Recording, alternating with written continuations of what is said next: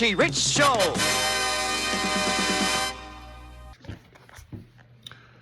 Hey, what's up, YouTube? What's going on, man? What's going on, ladies and gentlemen? There's your boy, Trucker Richie Rich, back on the ones and twos, ins and out of this trucking game that we call life. This video here, I want to talk about, I was going to make it a couple days ago, but I got sidetracked talking about Ernest Martinez, the driver who passed away a couple days ago. And a lot of people have mixed reviews, and I'm gonna tell you this. I just gave my opinion of what I think happened. More likely Ernest probably fell asleep or got tired or something, But, hopefully Prime is taking care of his family, I hope. And I guess we all can learn something from this lesson. If you're tired or you don't feel safe to drive or there's no such thing as rushing, no load is worth your life. Okay, or the life of a motor in public. But this video here I wanted to make about pay.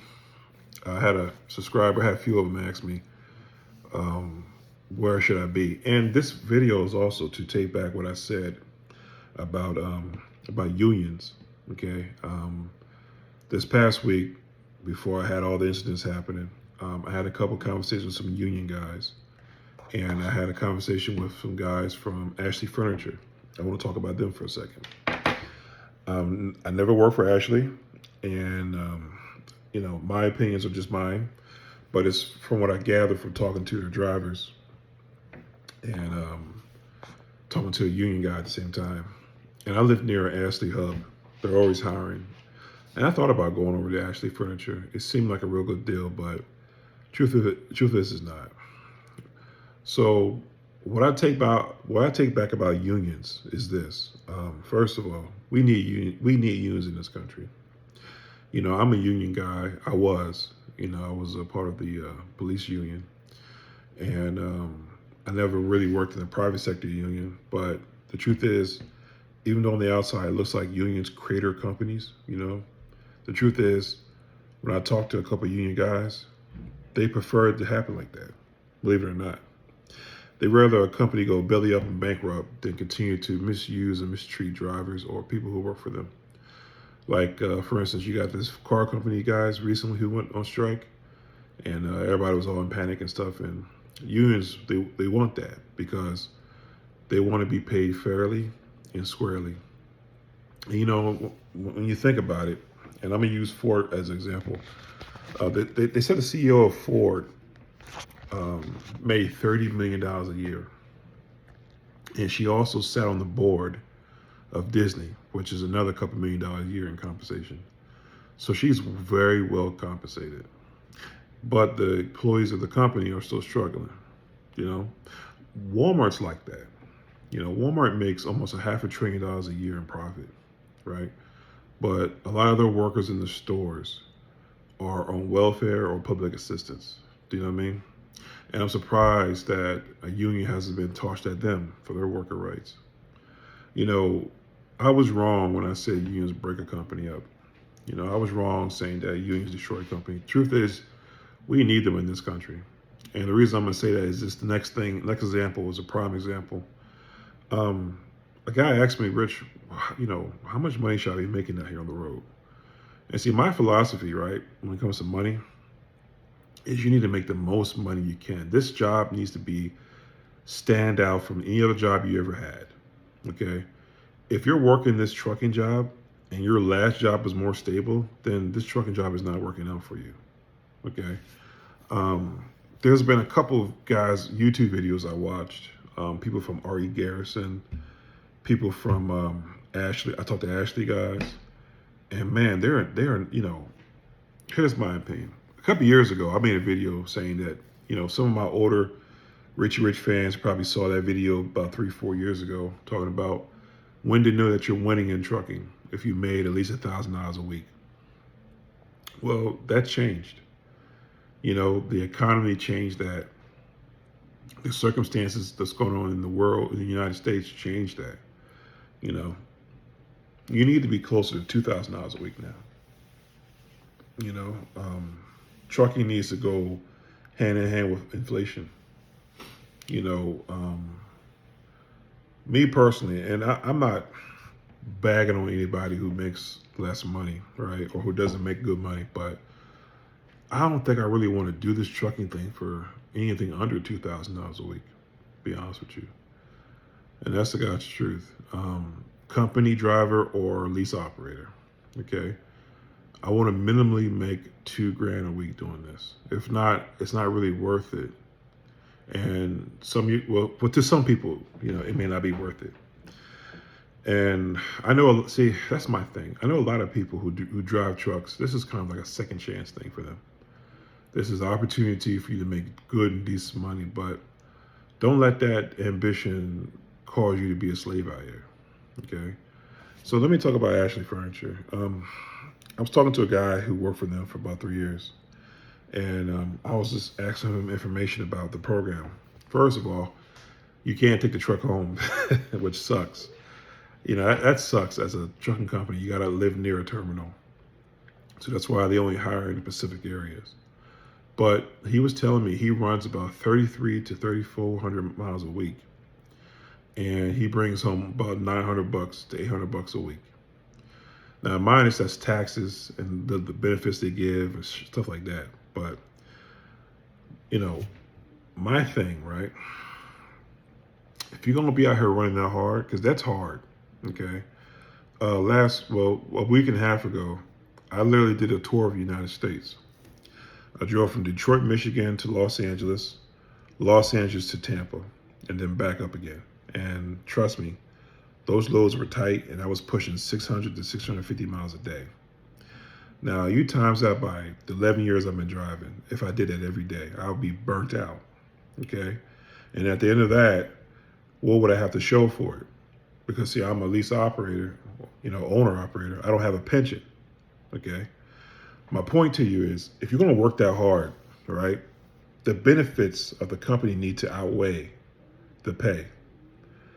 For instance, if Ashley's Furniture offered a pension, then I could understand you working, 800, $900 a week, because ultimately you're working towards a pension.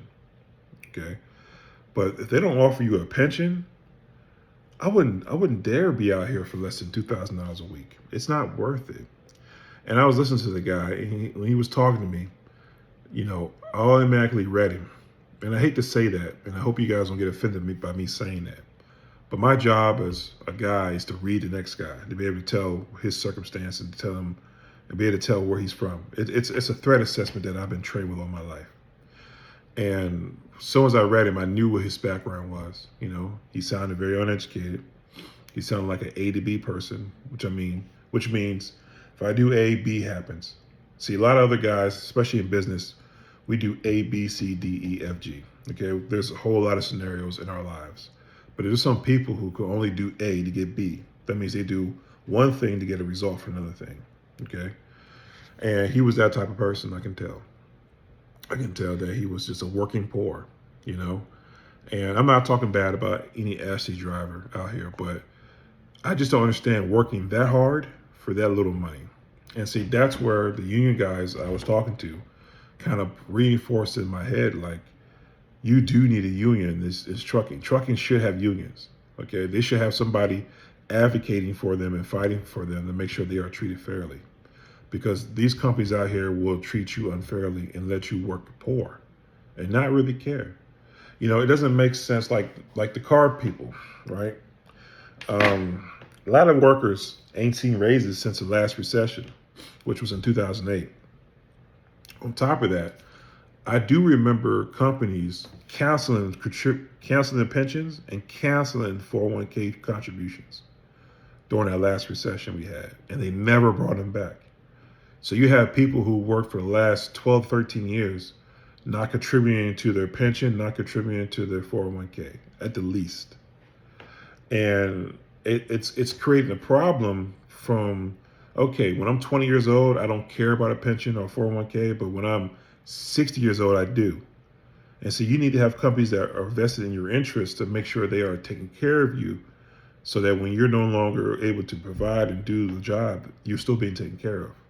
So I was totally wrong about, and I should know better, for me being in the police union.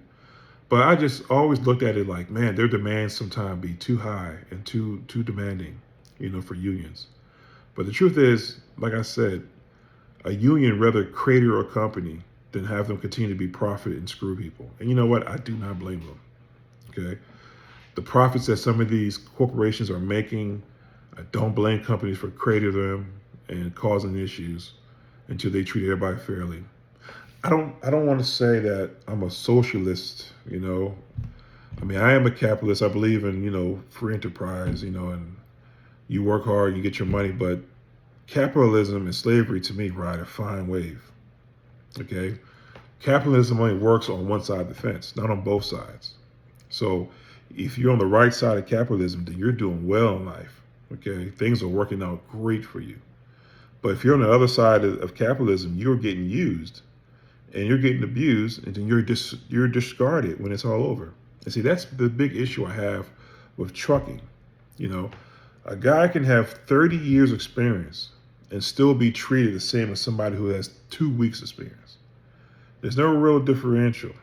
Okay.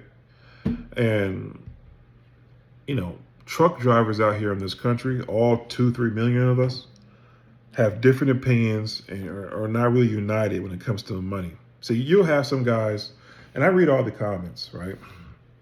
You'll have some guys in people's comments saying, well, he doesn't know how to run a business. Or, you should go back to work your old job. Just real negative. Instead of saying, you know what, there is a problem here, and we need to address the problem in trucking and make sure everybody's paid fairly and everybody is able to save money, put something away for retirement, able to live comfortably, because this job is demanding. Trucking is probably one of the most demanding jobs I ever worked. And I was a police officer, and I was on special details with sword and everything. I did it all. Taking a house with a hostage situation is easier compared to trucking. And the reason I say that because when it was over, I was able to go home and relax and be away from the job. Trucking, you are not. You're with the job 24/7. It's a lifestyle. I can't just take off in the middle of Oklahoma and I live on the East Coast and then come back. Okay, it's just impossible when you're doing over the road trucking. So trucking is demanding, and because it's demanding, you should be well compensated all the time, not sometime, all the time. That's why when I watch these videos of these guys and girls who work for these companies and I hear that they don't get a paycheck and they be out here for a month, or even 2 weeks, without a paycheck. I mean, they allow them to do that. That's my major issue. And I don't want to hear this bullshit about, hey, you need to, have a fund put away for time off and all that bullshit. No, that's bullshit. Okay. If you work every day, which I say, some people work 11 hours a day driving. Okay, some people even work more than that because they're at the shipper receiver getting loaded, then have to turn around and start driving. These last 2 weeks, I drove the whole United States. Okay, and my last load from California to Tampa, that was extremely tight. Okay, and I had to run 600 to 650 miles a day, probably almost more than that. And I thought to myself when I was doing it, I was like, Jesus Christ. If I had to do this shit every day, I'm when I first started, I was okay, but now I'm getting older. That shit hit differently. That 650 miles a day hits differently. Now, I don't mind doing it every other day, maybe a few times a week even. But to do that every day, that's a hurt piece. It is. Physically, it's a hurt piece. But, I'm making this video just to point out to you guys that if you're slaving for a job and you're not being compensated the way you think you need to be, and which I'm saying to you, the closest to $2,000 a week, I would reevaluate who I work for, and I would turn that truck in and get a job where I could make that. And unfortunately, it sucks that you got to play hopscotch with these fucking jobs, right? But the truth is, if you don't have a pension or any kind of fringe benefits coming out of that job, it's pointless to work there. Because at the end of the day, when you're broken up and hurt, okay, you'll be discarded with no protections. You'll be thrown away. So Take my advice to heart, because you cannot drive a truck forever. You know, there will be one day when we all cannot drive a truck anymore. Okay, there'll be one day when you can't physically climb on back of that trailer to put load bars up or load locks. There'll be a time where you physically can't wind down the 40,000 plus trailer to latch onto your truck. Okay, there will be a day, and then what? You become homeless. You become broke. What's that next step? Okay, that's why I say you need to be compensated now. Okay, you need to be making the money now, because if you're not making that money now to be able to put a better future for yourself, you are wasting your time. And I'm gonna tell you something: time is something we do not get back. Time is the most valuable asset we have on this planet, because once it's gone, it is gone. So take what I say to heart. Y'all be easy. Prayers to the family of Mr. Martinez, and I hope you guys be safe. Peace and love.